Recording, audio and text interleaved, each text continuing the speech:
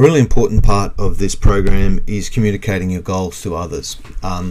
Being assertive is really about expressing your true needs to others. So the Harrison definition is quite clear about that. So being assertive is actually quite a good thing. So provided you're responsive to the needs of others, putting your own needs forward can make your own relationships much better. So it's along the lines of unless the other person really understands what your needs are, it can be very difficult for them, if not impossible, for them to respond in an appropriate way, and really difficult for you to both work out mutually beneficial situations, because particularly if they're clear on what their goals are and you're not clear on yours, or you haven't communicated them well. Often my experience is if you're feeling that you aren't getting what you want, it's because you either haven't fully understood your needs or you hesitate to communicate them to others. So this module works on expressing your needs. Previous modules we've talked about some tools for getting a goal. So we've talked about understanding your purpose, we've talked about your 20-year life plan, life balance, personal goals and KPIs, career goals, those sorts of things. We're now talking about how you actually communicate some of those things to others. So I want to step you through a series of exercises, and I guess what I want you to do is to press pause and make some notes at each point. Now the first thing is, who are the most people you communicate with? So the step here is list 5 to 7 of the most important people you interact with at work. Right? You can also include a couple of people outside of work.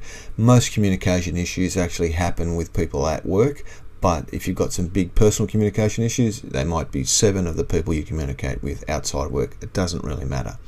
All right, so press pause and list 7 people. Okay, welcome back. So what we've done there is list some people that are really important to us. The next step then is to say, okay, in what way have you withheld telling, person 1, person 2, what you really want or need? Okay, so I want you to reflect on each person and state what you feel you've withheld from that person on the list. And you don't have to worry about your reasoning here. Just wherever you think that you've withheld things from those people. Okay, so again, go back to that list that you did, the 7 people. For each of them, I want you to reflect on what you've withheld from each person on the list. Okay, press pause. When you've done that exercise, press play and we'll start again. Welcome back. So we've lapped out some people. We've worked out with what we've withheld. It's actually harder to say than you think, what we've withheld from them. Now I want you to think about, what would you say to person X in order to express your wants and needs? Okay, so what should you say to them so you get your goals and your needs across them clearly? We've worked out what you've withheld from them. Think about now what it is. So for each person on the list, I want you to write down exactly what you would say. Okay, so you might need a bit of space for that. You might even need a separate page for each person, but I'd really like you to write that down. Again, press pause. When you're ready to go again, just hit the play button. See you soon. Okay, welcome back. So we have got a list of people. We've worked out what we're withholding from them. Now we've worked out what we'd actually like to tell them. So what do we want to say to them in order to express our needs?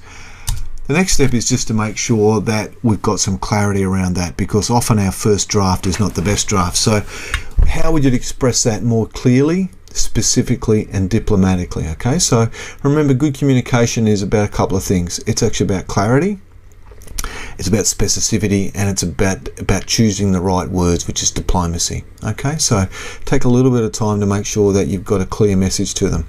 So reflect on the list, and for each person that you would like to make communications with, how can you make communications more specific, clear and diplomatic? Okay, so just make some notes on that. Here's the message you've already got from exercise 3. All right, but how can you make it better? Press pause, play when you're ready to go. Thanks.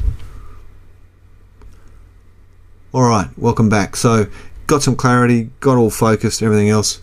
The next thing to do is to deliver. All right, so at your next opportunity, express those needs you've withheld to each of the people on your list. Importantly, as part of this process, write down your experiences and reflect and use them to improve your communications. Okay, so when you've had your talk to John and you've expressed your needs to him, then take note of the process, how it went, and how you could do things differently next time. All right, so use it as a learning experience. Okay, so quite a simple process there. It's just about understanding what messages you want to get across to individual people and making sure your message is clear. All right, so we'll leave it there. If you've got any questions, please call or email. Really happy to help you out. Hope you're having a great day. Talk to you again soon. Thanks.